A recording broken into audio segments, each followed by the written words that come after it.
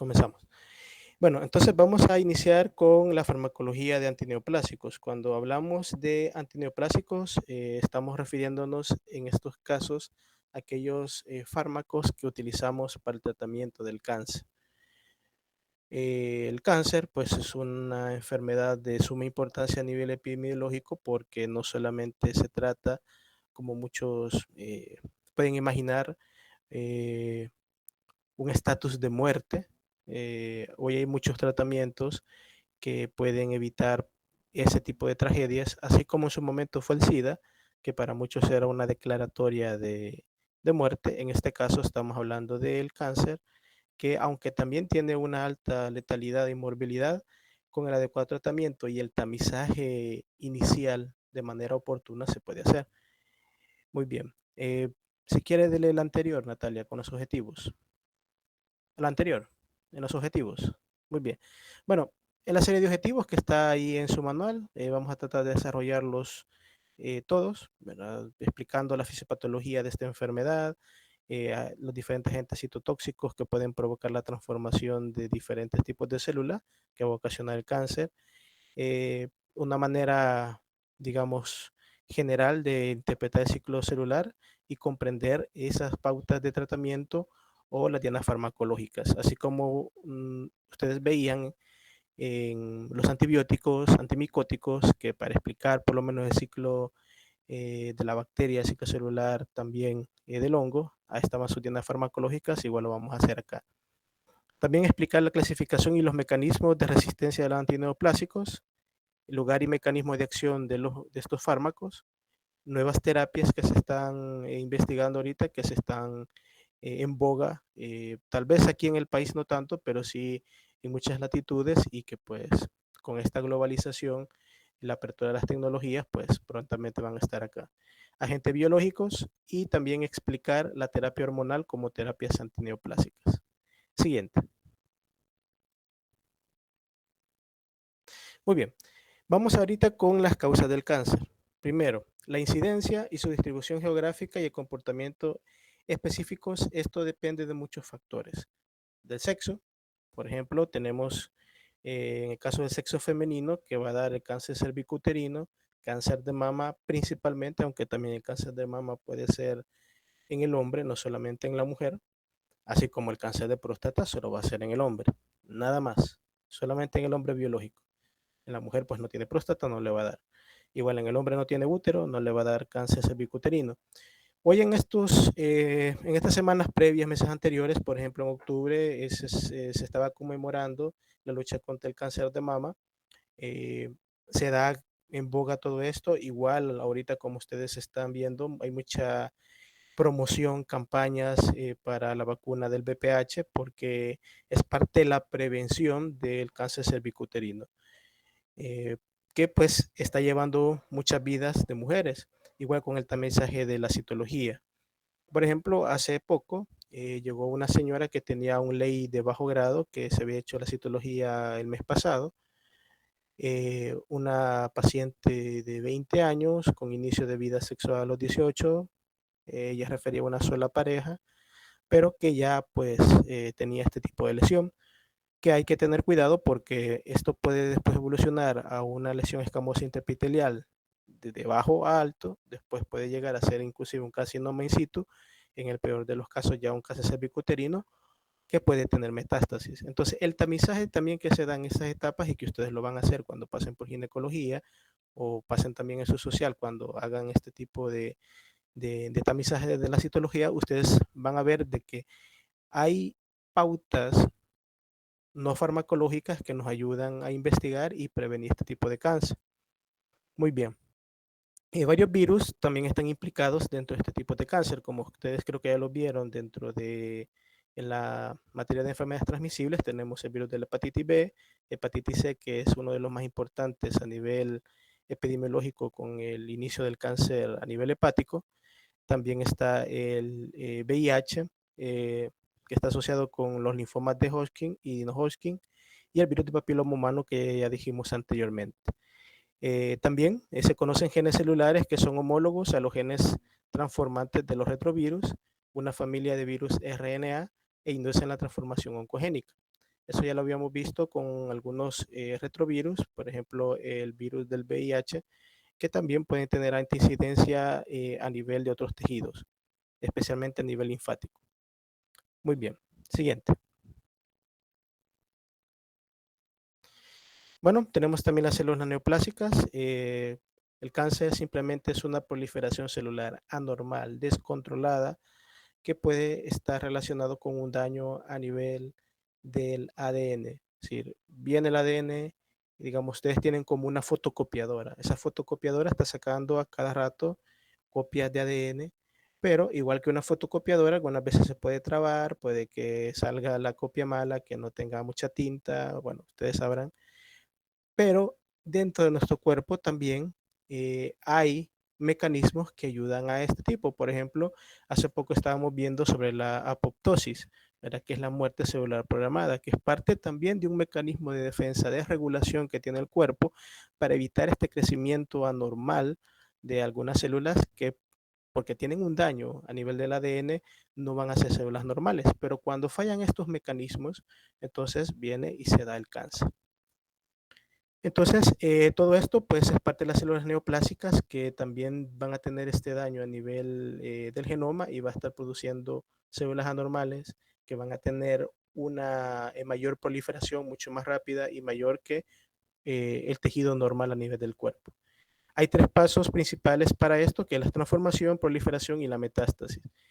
De la metástasis creo que ustedes han escuchado bastante porque pues es algo que tiene bastante interés, especialmente en el área de oncología, porque un cáncer que pueda estar a nivel de un solo tejido puede llevar a la siembra de estas mismas células hacia otros tejidos y puede provocar estas metástasis. Por ejemplo, en el cáncer cervicuterino no solamente se limita a la matriz, como diríamos, sino que también a los anexos, tuba ovárica, ovarios, también especialmente a nivel de la región abdominal, por ejemplo, a nivel del intestino y también puede haber a nivel gástrico.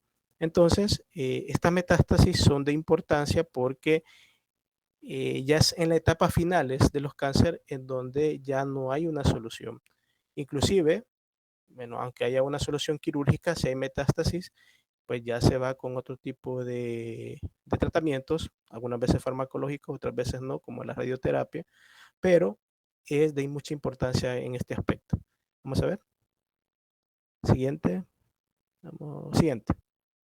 Muy bien, entonces acá tenemos, como mencionamos, esta figura creo que es de Golan, sobre las dianas farmacológicas en donde van a actuar los diferentes tipos de fármacos que vamos a ver, aquellos inhibidores de la síntesis e integridad del ADN, aquellos fármacos que dañan el ADN y los inhibidores de la función de los microtúbulos. Como podemos ver aquí, todo esto es lo que va a crear que haya una célula normal, una proliferación mayor, lo que va a provocar este crecimiento anormal de algún tejido. eh, Puede ser a nivel linfático, a nivel hematopoyético, como pueden ser las leucemias, o también de órganos que sean más sólidos, por ejemplo, a nivel gástrico, a nivel uterino, y también puede ver hasta a nivel cerebral. Siguiente. Muy bien. Como mencionaba los objetivos, tenemos que ver el ciclo celular. Esto ustedes lo vieron en biología, creo que también ven este tipo de esquemas, solamente aquí para recordar que hay diferentes tipos de procesos, de etapas en donde va el crecimiento de la célula. Por ejemplo, está en el caso de la etapa G1, en donde está la síntesis de los componentes celulares para el ADN. Después viene también aquella etapa G2, en donde hay síntesis de los componentes para la mitosis, para la división celular, pero principalmente a nivel de la síntesis del ADN, que se da en un 39% de este ciclo, es donde va a haber un daño en el ADN y va a provocar que haya una producción anormal de células. Entonces, este esquema más que todo nos sirve para poder diferenciar en qué etapa se va a dar esta mala proliferación a nivel del ADN y que va a provocar que pues haya un ensamblamiento inadecuado de esta célula, un crecimiento mucho mayor y va a dar pues cáncer. Siguiente. Bueno, con el caso de la proliferación tenemos que es como dice la misma palabra, prolifera, un incremento a nivel celular. Hay un fraccionamiento de crecimiento en donde el número de células que se encuentran en proliferación hasta el número total de células en el tumor. Es decir, toda esta fracción de crecimiento tiene que ver con aquellas que están ya dentro del tumor como aquellas que se están produciendo nuevamente. Muchos fármacos antineoplásicos son citotóxicos, es decir, van a matar la célula que actúan sobre las células en división porque es lo que se debe de evitar, la proliferación. Entre haya una mayor división mucho más rápida, esto va a haber una mayor proliferación de células, lo que va a dar el crecimiento anormal en el tejido. Metástasis, como veíamos anteriormente, pues es aquella capacidad de invadir tejidos que se da principalmente a nivel de la vía linfática y a menudo, aunque un tumor primario puede responder bien a la quimioterapia, las células metastásicas responden mal. Entonces, en este caso, ya las indicaciones terapéuticas ya no se van solamente a nivel farmacológico, sino que también a nivel radioterapéutico y en el peor de los casos, pues ya el paciente ya no tiene cura. Ustedes van a ver que hay tratamientos paliativos en pacientes que están en el servicio de hemato-oncología en Rosales o también en el servicio de oncología a nivel del Hospital de Niños Benjamín Bloom, en donde muchas veces esos niños pues tienen un mal pronóstico porque no solamente tienen un cáncer, que especialmente en el caso de los niños son cáncer a nivel linfático, a nivel, por ejemplo, de la médula, porque la mayoría de niños le da leucemia. Entonces, este tipo de pronósticos es tan malo que al final la esperanza de vida es muy poca y ya se dan tratamientos paliativos. ¿Por qué? Porque ya fracasó el problema quirúrgico, el quitar aquel tejido que está, digamos, originando el cáncer. Ya la quimioterapia no funciona, la radioterapia después ya con un cierto tiempo ya no va a tener ninguna función. Entonces al final se da ya el tratamiento paliativo hasta la hora de la muerte del paciente. Muy bien, siguiente. Entonces, como veíamos en la figura anterior, tenemos aquí el ciclo celular que se divide en 4 fases. Hay una fase M donde se da la mitosis, después entran en la fase G1 en donde hay un metabolismo activo por ausencia de la síntesis del ADN. También se da después en la etapa S, que es por la síntesis de la replicación del ADN.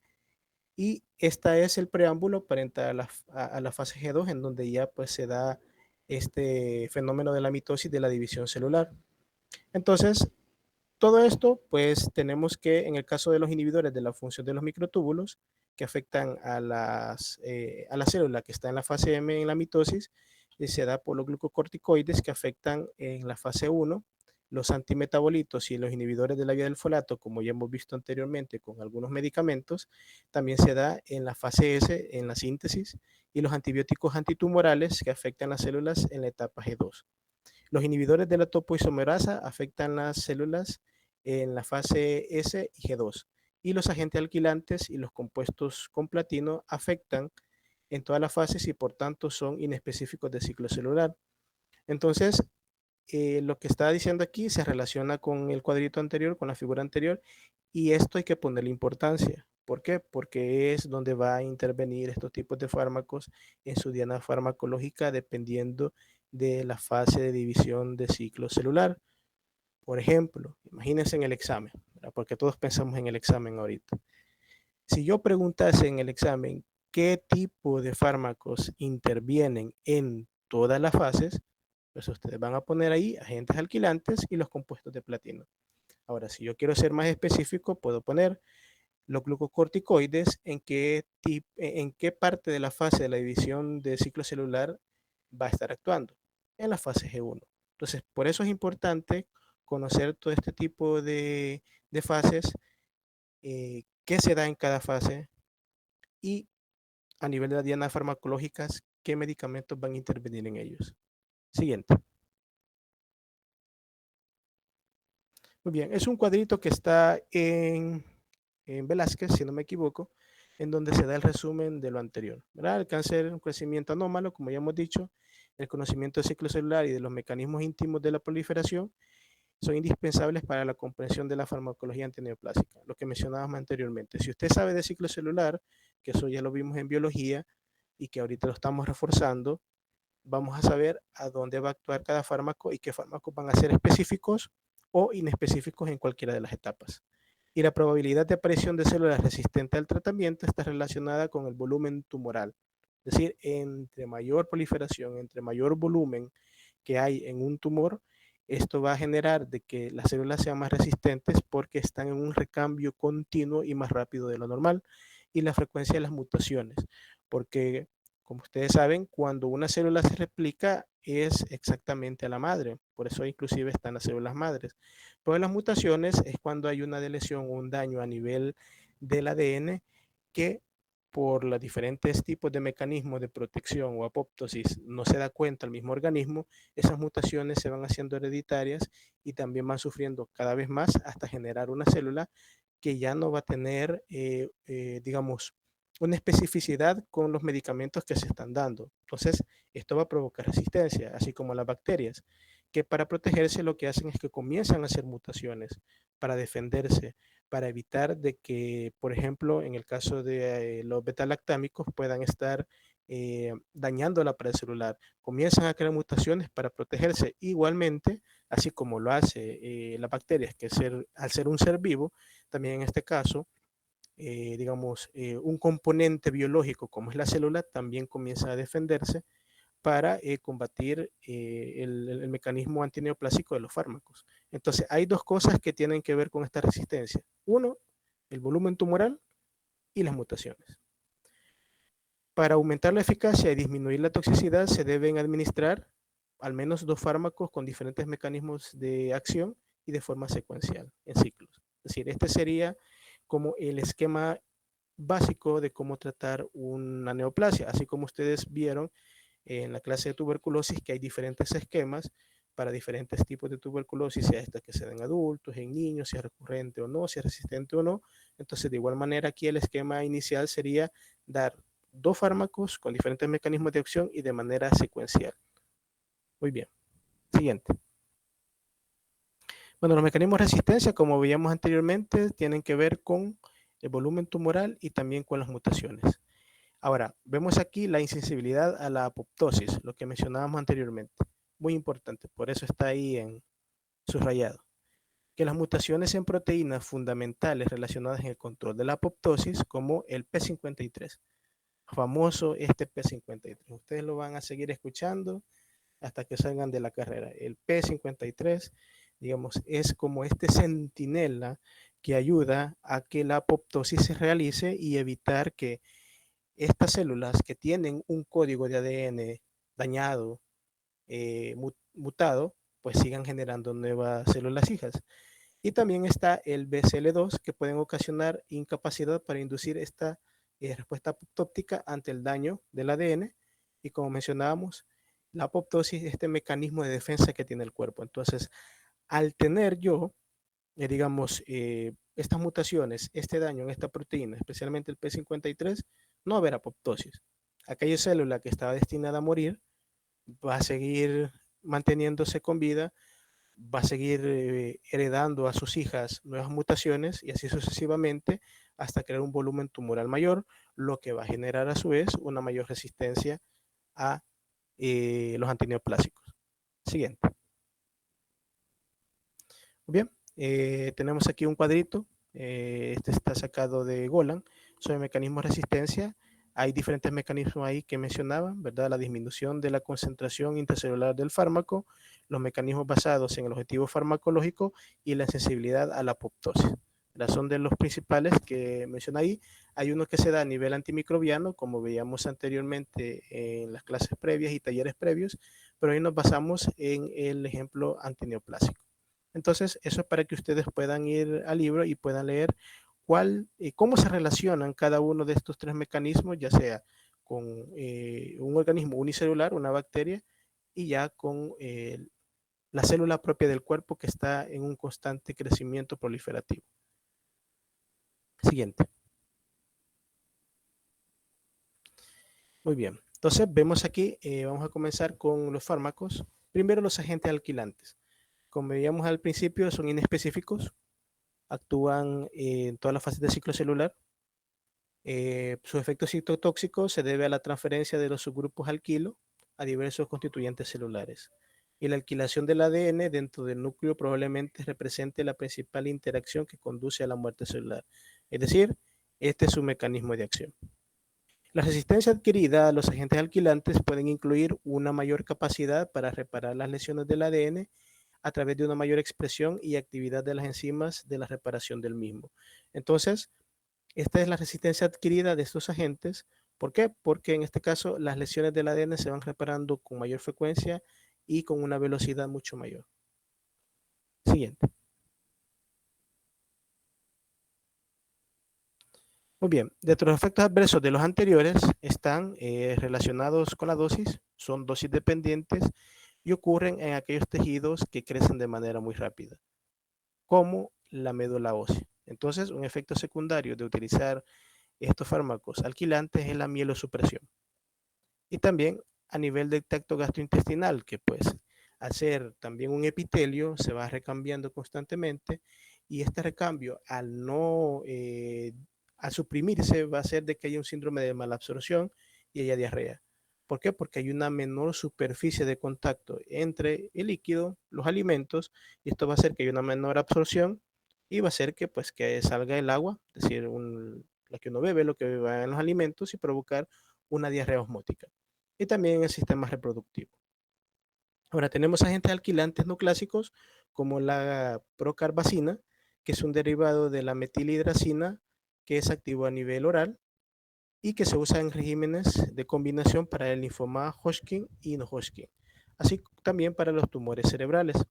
El mecanismo de acción es incierto, pero inhibe la síntesis de ADN, ARN y proteínas y prolonga la interfase y produce rupturas cromosómicas. Digamos, este sería el consenso del mecanismo de acción, aunque no está del todo bien especificado, pero para líneas generales podemos decir que actúa sobre la inhibición del ADN, ARN y proteínas.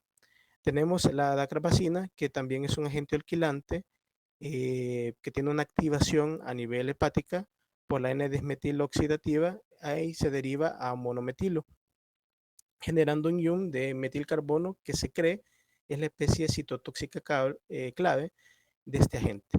Y se administra por vía parenteral, es decir, no tiene biodisponibilidad a nivel oral, y se da principalmente en melanoma maligno, es decir, en aquellos cánceres que se dan a nivel de la piel, a nivel dermatológico, en el linfoma no Hodgkin y también en sarcomas de tejidos blandos, como pueden ser a nivel esquelético y a nivel también de tejido adiposo, y también, como podemos ver aquí, también para aquellos tumores que tienen su origen a nivel del sistema nervioso central, del encéfalo, como los neuroblastomas. Siguiente. Muy bien. Clasificación de los fármacos antineoplásicos. Hay agentes alquilantes, inhibidores de las topoisomerasas, antimetabolitos, derivados del platino y también otros pues, que están ahorita como los fármacos más novedosos, pero dentro de los principales son esos cuatro. Agentes alquilantes, que son los más utilizados. También están los antimetabolitos, como veíamos los antifolatos, que ustedes también mencionaban en las discusiones previas, como el metrotexato, también los inhibidores de la topoisomerasa y también los derivados del platino. Especialmente el más utilizado de estos es el cisplatino. Entonces, esos serían los que se tocarían con mayor especificidad, aquellos que, digamos, no están de una manera clasificados porque no son tradicionales o son nuevos, pues eso pues, solamente es para que ustedes lo conozcan, nada más. Bueno, vamos a centrar en los alquilantes y en los antimetabolitos. Muy bien, entonces este cuadrito muy importante para que ustedes se lo aprendan, se lo guayabeen, ustedes duerman con él, amplíenlo, pongan en el techo ahí de su cuarto, ¿verdad? Para que sea lo primero que ustedes vean cuando se levantan. ¿Por qué? Porque ustedes ven aquí en qué fase van a actuar, cuál va a ser la diana farmacológica. ¿Sí? Es, digamos, la base. Entonces, usted al conocer esto, es decir, en la fase M esa es la mitosis, ahí yo puedo utilizar, por ejemplo, aquellos alcaloides de la vinca. En el caso de los agentes alquilantes, los puedo utilizar de manera específica a nivel del G2, aunque también no son específicos como tal. Los antimetabolitos, como veíamos anteriormente, como el metotrexate, en la síntesis de ADN. Entonces, ustedes al tener este cuadrito, al memorizarse las fases del ciclo en el orden y qué medicamentos principalmente están actuando ahí, ustedes ya lo hicieron. Entonces, por eso, como les digo, ahorita véanlo, revísenlo, memorícenlo y pues esperando de que también esto les sirva para cuando ustedes ya cursen en medicina 1 y medicina 2. Siguiente. Muy bien, toxicidades de los agentes alquilantes. Como veíamos en el último seminario de toxología, ¿verdad? Lo que mencionaba Paracelso, ¿verdad? Que mencionaba de que solo la dosis hace el veneno. Entonces, dependiendo de la dosis de un medicamento, pues se va a dar una toxicidad mayor. Todo medicamento puede generar toxicidad, ningún medicamento es inocuo. Entonces, de igual manera, tenemos acá, ¿verdad? Que también puede tener un riesgo el utilizar un medicamento que puede salvar vidas, como un antineoplásico. Como veíamos anteriormente, en aquellos tejidos que su recambio es mucho mayor, puede haber supresión. Por ejemplo, la supresión medular, ¿verdad? Una mielosupresión. Náuseas y vómitos, que eso pues los causan todos, entonces no hay que ponerle mucho énfasis. La mucositis, ¿verdad? Especialmente a nivel del tubo digestivo superior. La cistitis hemorrágica, es decir, cuando hay sangre en la orina, porque hay un daño a nivel de la vejiga, la fibrosis pulmonar y la neumocitis intersticial. Es decir, estamos hablando ya del árbol bronquial más fino, anterior, Muy bien, insuficiencia renal, insuficiencia hepática, teratogénesis, entonces, importante no dar en el primer embarazo de vida. Alopecia, es decir, nos vamos a quedar pelones, reacciones alérgicas, ¿verdad? Que de hipersensibilidad como exantema, edema neurótico, urticaria, inmunosupresión, perdón, inmunodepresión celular y humoral, lo que puede dar infecciones oportunistas, neuropatía periférica y infertilidad masculina y femenina. Muy bien. Entonces, vamos con los análogos del platino, que también son muy utilizados. Como mencionamos, el que está como al frente, el más conocido es el cisplatino. Entonces, ¿qué hacen este tipo de fármacos? Destruyen las células tumorales en todas las etapas del ciclo celular y se unen al ADN a través de la formación de enlaces cruzados. Lo que hace que haya inhibición de la síntesis y de la función del ADN, y estos medicamentos se han demostrado que se unen a proteínas a nivel de citoplasma como a nivel de la región nuclear. El cisplatino tiene una actividad antitumoral muy importante de amplia gama en todos los tumores sólidos.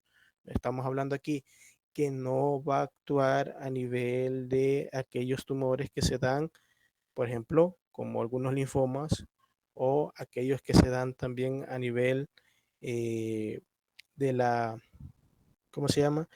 De la línea roja de la sangre, sino que más que todo son tumores sólidos. Por ejemplo, tumores a nivel cerebral, a nivel hepático. Muy bien. Tiene su también función a nivel del cáncer de pulmón, cáncer de células pequeñas, cáncer esofágico y gástrico.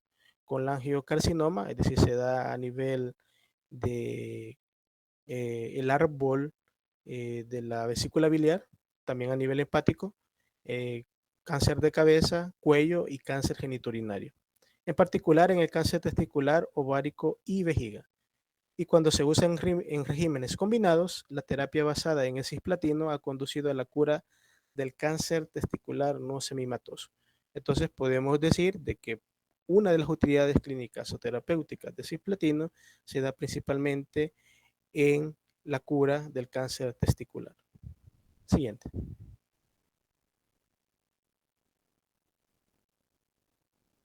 El carboplatino también es un análogo de platino de segunda generación cuyos mecanismos de acción en citotóxico tienen sus mecanismos de resistencia y farmacológica que son idénticos a los descritos con el anterior, pero a diferencia de este tiene menos toxicidad renal y gastrointestinal y su principal limitante de la dosis es la mielosupresión. Es decir, que se da por el aumento del recambio de este tejido, entonces es un efecto adverso. Dado que no se requiere de una hidratación intravenosa vigorosa para la terapia con carboplatino, es un agente más fácil de administrar a los pacientes y como tal ha reemplazado al cisplatino. El oxilaplatino es un análogo del diaminociclohexano platino de tercera generación y también, ¿verdad? Tanto su mecanismo de acción y resistencia farmacológica es igual que los anteriores. Siguiente. Muy bien. Otro cuadrito, ¿verdad? Que hay que tener bastante consideración con respecto a los inhibidores de la timidilato sintasa, inhibidores del metabolismo de las purinas.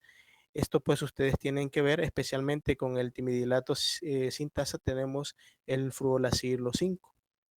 Tenemos que tener bastante consideración con estos fármacos porque son de bastante utilidad, especialmente en algunos linfomas, especialmente también que se dan en algunas ocasiones en tumores sólidos. Entonces hay que, digamos, tener ahí en consideración cuando ustedes lo vayan a leer y este cuadro resumen es más que todo para eso. Siguiente. Bueno, con los antimetabolitos comenzamos con los antifolatos, un fármaco que ustedes habían mencionado en seminarios anteriores era el metrotexato. ¿Verdad? Entonces, algunas veces le decimos metrotexate, pero no, lo correcto es el metrotexato. Es un análogo del ácido fólico que se une con alta afinidad al sitio catalítico activo de la dihidrofolato reductasa y esto da como resultado la inhibición de la síntesis de la tetrahidrofolato. Entonces, este es el mecanismo de acción. El transportador clave de un solo carbono para procesos enzimáticos implicados en la síntesis de novo del timidilato, nucleótidos de purina y los aminoácidos de serina y metionina. La inhibición de estos procesos metabólicos va a interferir en la síntesis de ADN, ARN y proteínas celulares clave. Entonces, si yo suprimo la formación de ADN, ARN y otras proteínas, esto va a hacer de que haya un efecto citotóxico, especialmente en las células neoplásicas, lo que va pues, a generar eh, su, bueno, su resultado farmacológico, su utilidad clínica. Y tenemos también aquí el mecanismo de resistencia, que se da en 4 pasos. Hay una disminución del transporte del fármaco a través del transportador reducido de folato, una disminución de la formación de poliglutamatos, niveles aumentados de la enzima objetivo de la dihidrofolato reductasa a través de la ampliación de genes y de otros mecanismos genéticos, y la proteína de la dihidrofolato reductasa alterada con afinidad reducida por metotrexato. Sí, estos son los 4 mecanismos de resistencia que tienen estos antimetabolitos. Siguiente. Bueno, tenemos otros acá que no son tan conocidos, pero que podemos también tener bastante en cuenta, como el pemetrexed, que es un análogo antifolato de la pirrolopirimidina con actividad en la fase S del ciclo celular y también inhibe a la timidilato sintasa. Los efectos adversos de estos son igual que los anteriores: mielosupresión, a nivel dermatológico como una erupción cutánea, mucositis, especialmente a nivel del tubo digestivo superior, diarrea, por lo que mencionaba anteriormente, porque no hay un buen recambio celular a nivel intestinal, provocando esta diarrea osmótica. Y también se ha demostrado que la suplementación de vitaminas como ácido fólico y la vitamina B12 reduce significativamente estas toxicidades con este fármaco, sin interferir con la eficacia clínica. Es decir, este tipo de suplementos vitamínicos pues ayudan a evitar este tipo de efectos secundarios para que haga su acción farmacológica, es lo que se espera. Siguiente.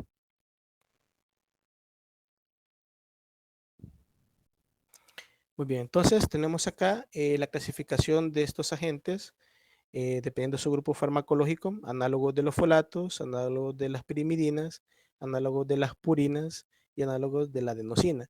De estos grupos farmacológicos, los más importantes son los análogos de los folatos y los análogos de las purinas. Por ejemplo, de los más conocidos está el metrotexato, como ya hemos visto, en los análogos de las purinas, la mercaptopurina, la azatiropina y la tioguanina, que son de los más utilizados, estos 4 fármacos. Si los otros, digamos, no son muy utilizados, a menos que ya haya una resistencia antineoplásica, como hemos visto anteriormente, pero de los 4 grupos, los principales que ustedes deben de poner más atención, más énfasis, son estos: análogos de los folatos y los análogos de las purinas. Siguiente. Vamos con las fluoropirimidinas. Está el ciclofluoracilo, que es inactivo en su forma original y requiere activación a través de una serie compleja de reacciones enzimáticas. Y se piensa que la toxicidad del ciclofluoracilo está mediada por los efectos combinados a nivel del ADN y del ARN.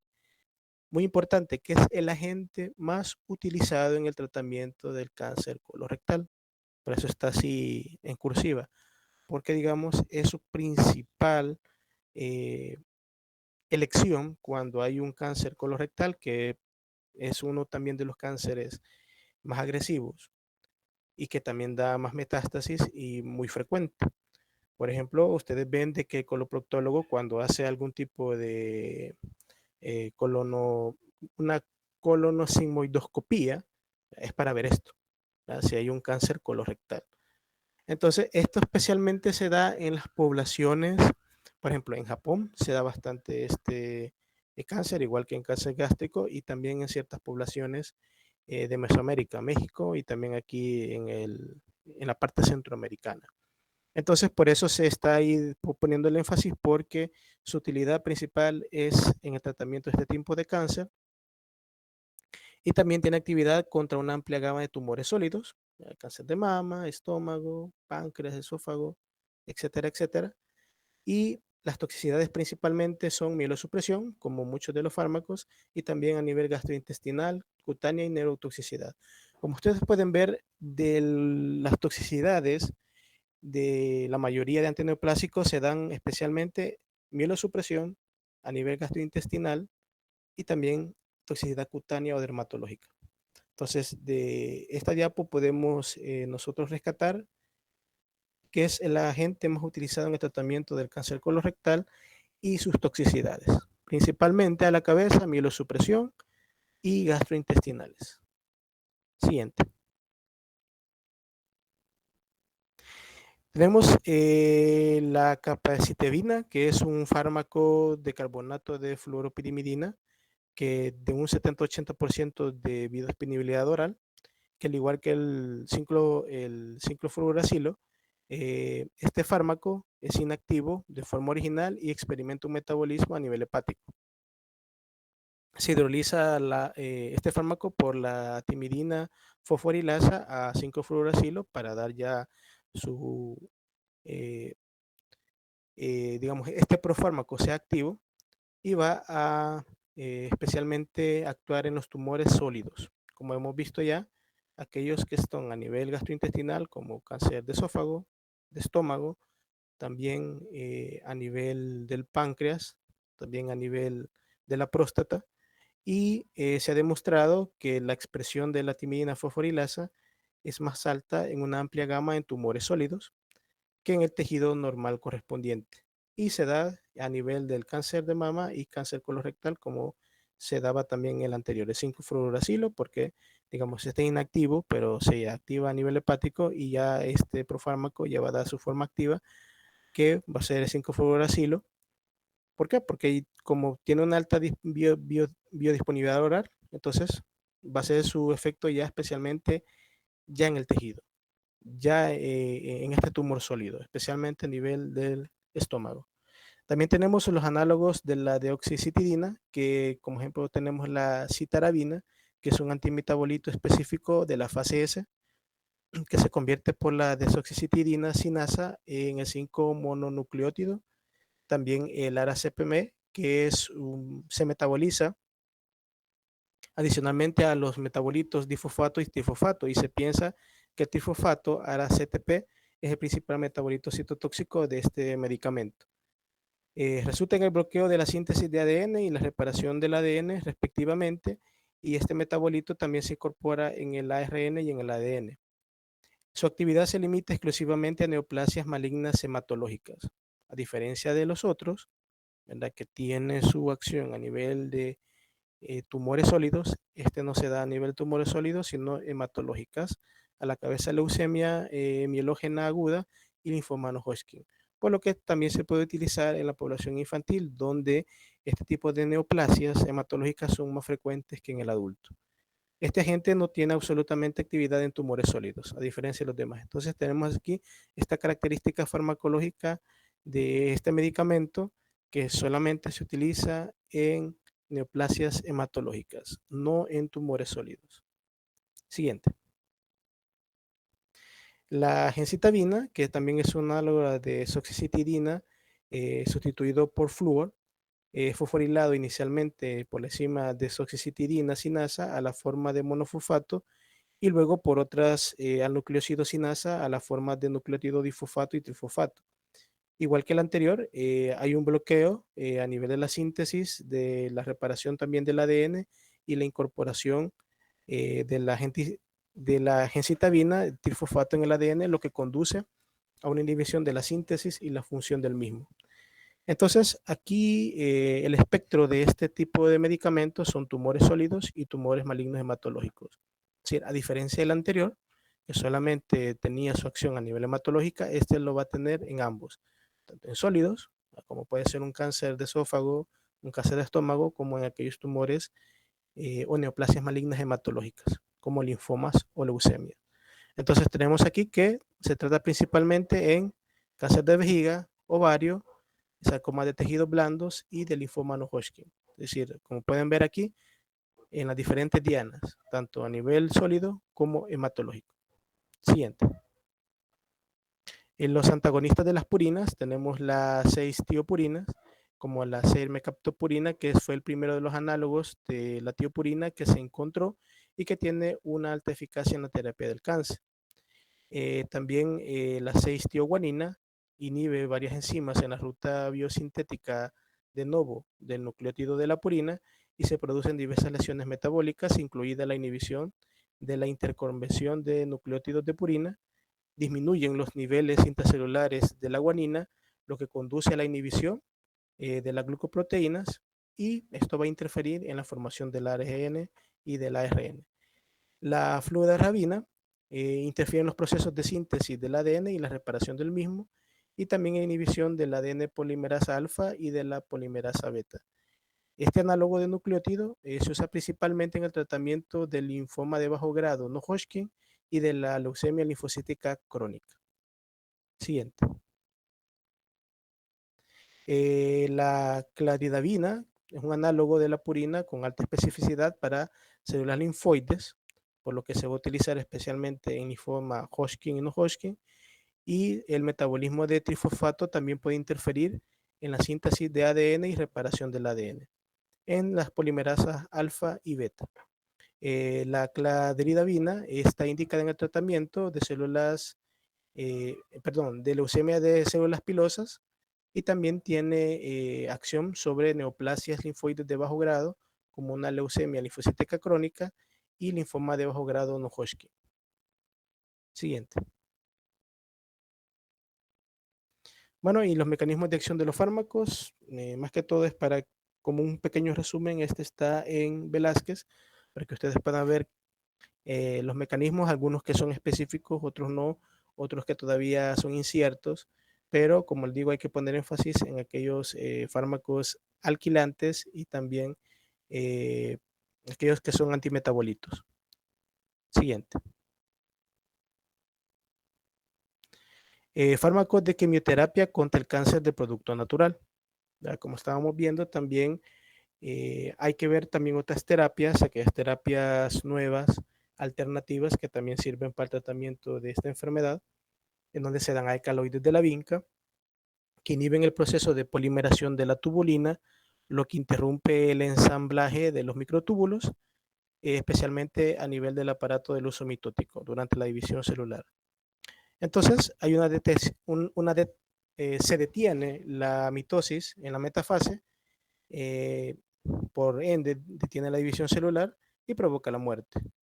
La vinblastina es un alcaloide derivado de la planta Vinca pervinca, Vinca rosea, gran trabalengua.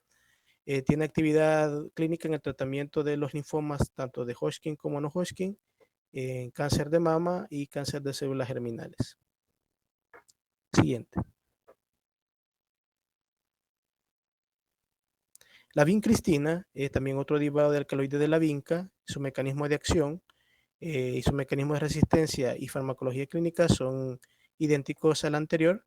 Se ha combinado junto con este esteroide, la prednisona, para la inducción de la remisión de la leucemia linfoblástica aguda en niños y también es activo en linfoma de Hodgkin y no Hodgkin y en el mieloma múltiple y en varios tumores en la edad pediátrica. La principal toxicidad de la vincristina es en la neurotoxicidad, especialmente en la neuropatía sensorial periférica y también en una disminución del sistema nervioso autónomo como hipotensión ortostática, retención urinaria e hilio paralítico. Siguiente. La epidodofiloxinas, tenemos el etopósido, un derivado de la podofilotoxina que se extrae de la raíz de la mayapla, el Podophyllum peltatum, de un 30-50% de la dosis administrada de este fármaco se excreta en la orina y se requiere la reducción de la dosis en pacientes de disfunción renal, porque como ustedes ven, hasta un 50% de este fármaco se excreta a nivel urinario. Entonces, si yo tengo un paciente que tiene un daño renal agudo, lo puedo eh, provocar ya una insuficiencia renal crónica, o si está controlado ya, puedo agudizar este cuadro. Entonces hay que tener ese cuidado.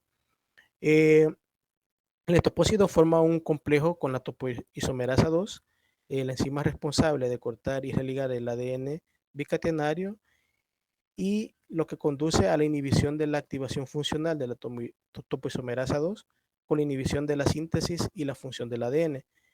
Dentro de su actividad clínica o digamos su espectro de este medicamento están las células, el cáncer de células germinales, de células pequeñas, tanto en linfoma de Hodgkin como no Hodgkin, y cáncer gástrico, es decir, afectan tanto a tumores sólidos como hematológicos.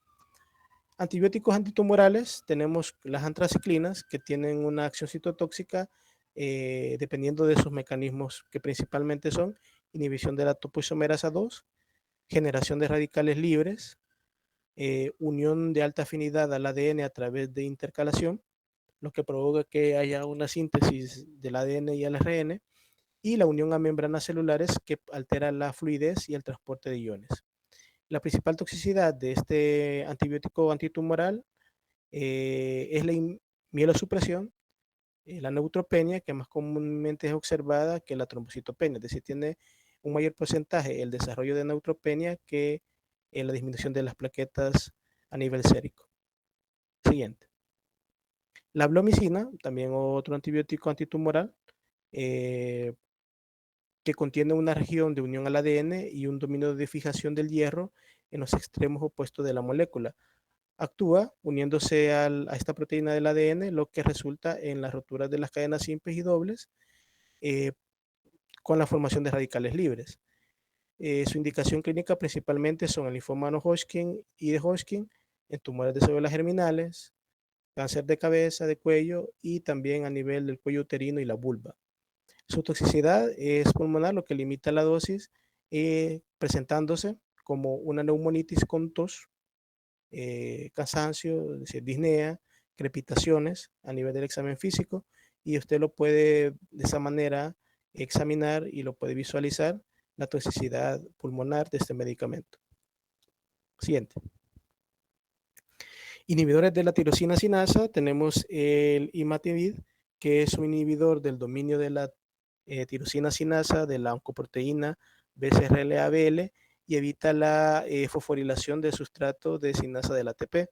También tenemos el dasatinib, que es un inhibidor oral de varias tirosinas sinasas, la ponatinib, que también es un inhibidor de la tirosinasa, de la tirosina sinasa, BCR-ABL, y que inhibe todas las formas mutantes conocidas de esta proteína, incluida la mutación en este gen, en el T315I, que es un guardián de puerta, es decir, que es parte de aquellos mecanismos que tiene el cuerpo, que funciona dentro de la apoptosis, para evitar el crecimiento anormal de estas células.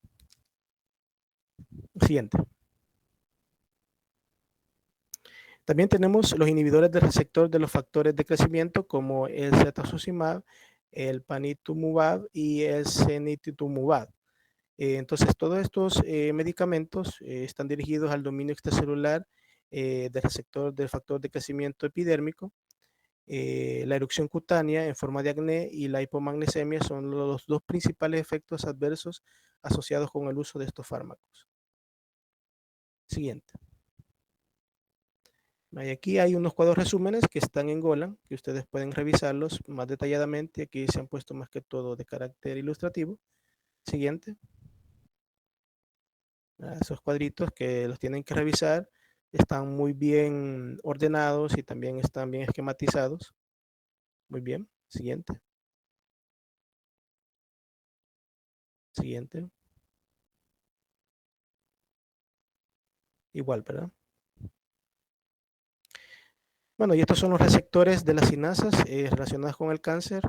Digamos así, para efectos evaluativos, pues no hay que ponerle mucho énfasis, pero sí es necesario reconocerlos porque son estos marcadores que nos van a nosotros mencionar cuando hay un cáncer en específico y hay que tener nosotros esa pauta terapéutica de cómo voy a utilizarlo, ¿verdad? Si es un cáncer sólido, hematológico, en qué región especialmente se va a dar. Como hemos visto, algunos tienen una alta incidencia a nivel gastrointestinal, a nivel de esófago, estómago, intestinos, otros que se dan en el aparato reproductor, en el caso de la mujer, bueno, la próstata en el hombre y otros que se dan en el cuello, especialmente a nivel de tiroides o de las glándulas que están ahí o del encéfalo. Y otros que se dan a nivel epidérmico o dermatológico, por ejemplo, los melanomas. Muy bien, siguiente, siguiente, siguiente. Estos son los cuadritos que les mencionaba, que hay que leerlos. Bueno, eh, llegamos al final de la clase. La bibliografía está basada en Velázquez. Como ustedes pueden ver, también hay bastantes cuadros que se sacaron de Golan. Digamos, son cuadros resúmenes. Pero viene la principal pregunta que todos hacen siempre. Doctor, ¿y de qué va a preguntar? Vamos a preguntar de Velázquez. Muy bien. Pero también les sugiero que tengan como guía las diapositivas. Las diapositivas ya se las pasé a la compañera Natalia para que se las suba a ustedes, no sé si se comparten en WhatsApp, no sé, pero ya las tienes en las mismas que están acá. Yo les recomiendo que pues utilicen la diapositiva como guía. No vayan a decir, sí, es que el doctor Joxan dijo de que solo leyéramos las diapos. No, las diapositivas son una guía de la clase para que ustedes puedan ver en dónde van a poner cierta importancia, aparte que yo he dicho algunas partes donde se debe tener mayor importancia, porque si sacara un parcial de solo esta clase, serían un montón de preguntas, pero solo van a ser 5 de esta clase, 5 preguntas muy puntuales que ustedes deben de conocer. Entonces, por favor, estudiense los cuadritos, estudiense los esquemas, vean aquellos fármacos donde se ha hecho más énfasis. El libro vertebral de todo esto es Velázquez, para que ustedes pongan énfasis ahí y que la clase solamente sea una guía. Bueno, no sé si tienen alguna duda, algún comentario, algo que aportar.